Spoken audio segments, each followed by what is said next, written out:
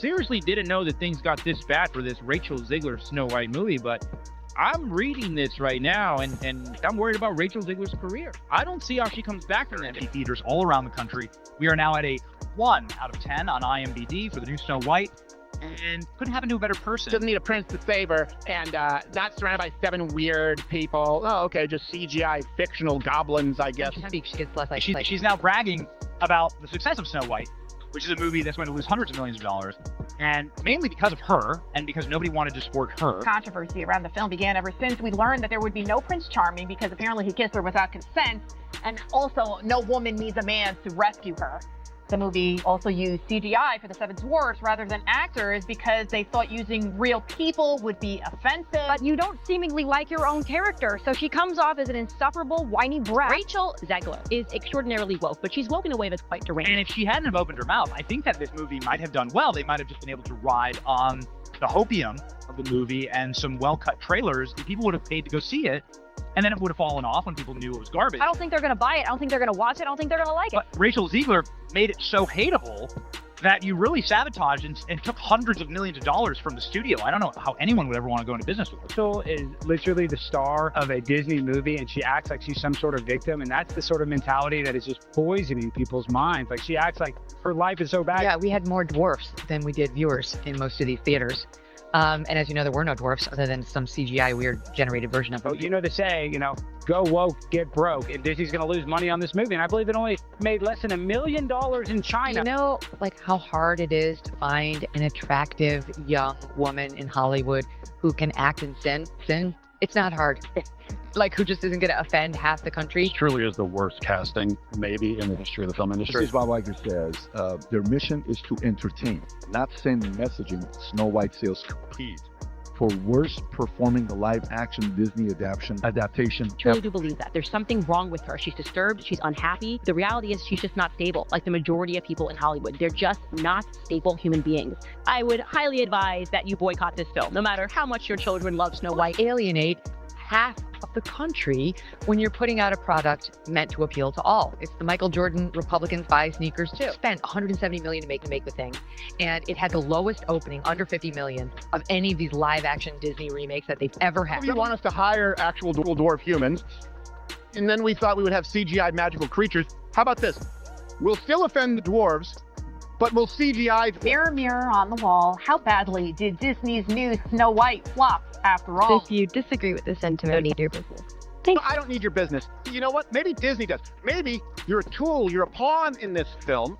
You didn't write it. You didn't direct it. You have nothing to do with the creation of Snow White. Right. You should shut up and do the job. Breaking news, because apparently the only thing crumbling faster than a stale fairy tale is Disney's reputation. Their latest fiasco?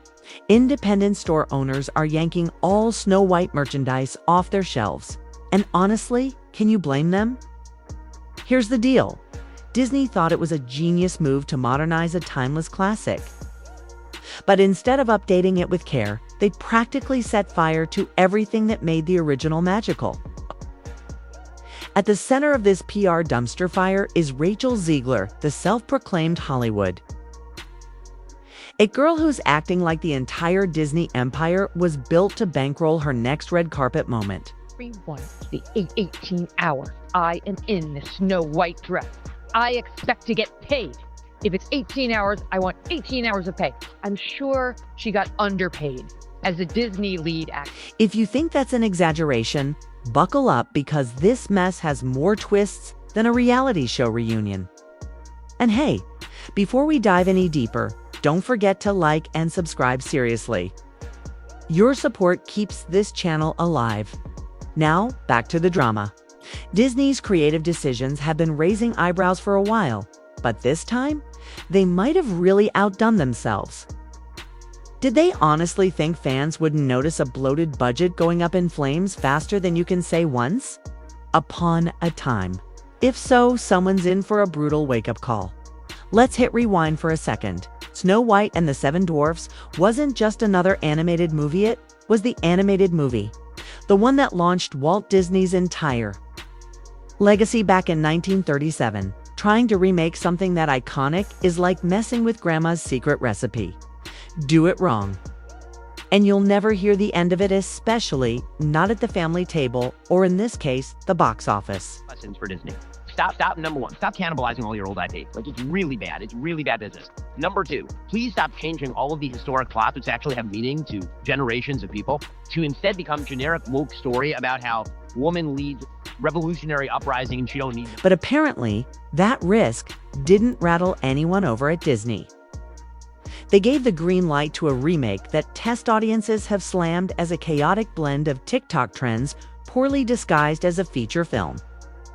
The early feedback was so harsh, you'd think the studio would have pulled the plug. Instead, they went full steam ahead, pumping even more money into post-production and launching an aggressive PR blitz.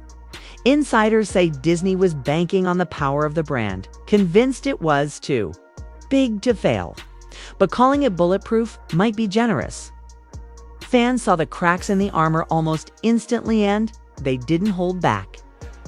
Now let's talk numbers, because the financial fallout is real. Snow White 2025 is quickly shaping up to be one of the most catastrophic box office flops Disney's seen in years. Story is Snow White. Snow White bombs, breaks records for the lowest live-action remake opening ever. Let me say that again, ever. Look at this right here. Snow White crashes 70% in second weekend box office. You can almost hear the corporate executives cringing with each new box office forecast, each one worse than the last. Early audiences reportedly walked out of nearly empty theaters looking both baffled and furious, as if they just sat through an avant-garde art film gone horribly wrong. Over on IMDb, the film's rating nosedived to a shocking 6 out of 10. As if the entire internet had united in a collective effort to pile on this cinematic disaster. That's it. 163,000 rating, of which it got 1.6, not out of 5. Like, you know, sometimes you go to McDonald's, it's 1.6 out of 5. Yeah. 1.6 out of. Once more, look at this right here. This movie has crashed in the second week did it spin out. 70% this movie. Review after review points to a direction so baffling that even the most jaded social media users, who usually have endless patience for cinematic disasters, are calling this a sign that Disney might finally be losing its magic touch. As for social media, it's a comedy goldmine.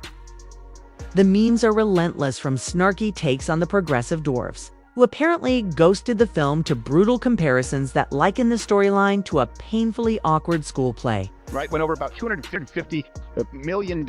They had the whole dwarf midget issue where they decided they weren't going to have any midget actors, right? They were having DEI-inspired magical creatures to replace. I remember back in 2023 when this was going on and all the little people making videos saying, well, wait, there's so few roles for us in Hollywood. We're being passed over for this. You could have cast 7 little Peter people. Dinklage. And it's not just the storyline that has people up in arms. Viewers are furious about everything from the tone to the lighting and just about everything in between. Talk about a well-rounded flop. If you're holding out hope that the film might be redeemable, despite its poor turnout, think again. Audiences say the plot is so disjointed. It feels like an over-caffeinated editor stitched together 3 unfinished scripts. One moment, Snow White is belting out a modern pop anthem. The next, she's dropped into a moody, dystopian set piece that feels wildly out of place in a fairy tale. Gone is the whimsical prince from the original. Instead, we get an awkward empowerment subplot that feels as forced and last minute as a surprise cameo nobody asked for. Woman cannot be in love or be saved by a man, the prince, that she's more focused on becoming the leader she was meant to be, as if women in modern day America must make that choice. Critics argue that it's less about celebrating strong female leads and more about forcing a message that brings the story to a grinding halt. And don't even mention that final dance scene where everyone twirls around in all-white outfits, looking like extras from a cult documentary. Some audience members left the theater muttering, "Well, that's 30 seconds of my life I'll never get back." You'd think by now Disney would realize that tampering too much with a classic rarely ends well, but apparently that memo got lost. At the center of the storm, Rachel Zegler, queen of controversies, or perhaps more accurately, queen of questionable takes. These days, she's practically a walking PR time bomb. Sure, she started off with promise in earlier musicals, but her attitude towards Snow White has been about as warm as an iceberg. She's publicly called the original story outdated and thrown shade at the prince, suggesting he's little more than a stalker. You told me before that your version of Snow White is different, and it's more of a 2022 version of Snow White. What did you mean by that? I mean, you know, the original cartoon came out in 1937, and very evidently so. There's a big focus on her love story with a guy who literally stalks her. Weird. So we didn't do that this time. Because clearly the best way to honor a beloved legacy is to tear it down while still cashing Disney's checks. Then she took it even further, demanding to be paid for every hour spent in the iconic Snow White dress. A move that didn't sit well with fans. There are 18 hours in a dress of an iconic Disney princess. I deserve to be paid every hour that it is streamed on. People have real problems, and no one gives a sh. If she got paid for 17 instead of 18 on her multi-million-dollar salary, which is not calculated by... One outraged commenter put it perfectly. If you hate the role so much, why take it? A fair question, one that sparked a social media firestorm. Rachel Zegler's feed quickly became ground zero for public backlash. Critics called her arrogant, and she clapped back by labeling them as relics of the past. Because apparently, mocking your target audience is the new PR strategy. Some defenders insist the outrage is part of a coordinated smear campaign. But plenty of others think Zegler's worst enemy might just be Zegler. She doubled down by retweeting fans who praised her for being bold while casually dismissing everyone else as irrelevant dinosaurs. If you're looking for a textbook example of how not to handle public relations, well, congrats. You're officially enrolled. Meanwhile, Disney's marketing team is probably curled up somewhere, quietly weeping into their storyboards. And just when you think the chaos couldn't get worse, the film itself enters the chat. Subtlety. Nowhere to be found.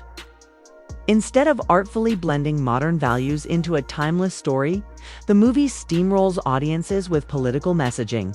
It plays less like a thoughtful update and more like a fire hose of clashing identity themes, and social commentary like a dozen focus groups screaming over each other, with no one in charge. Be a leader as a female and fall in love and be rescued by a prince, like that's incongruous.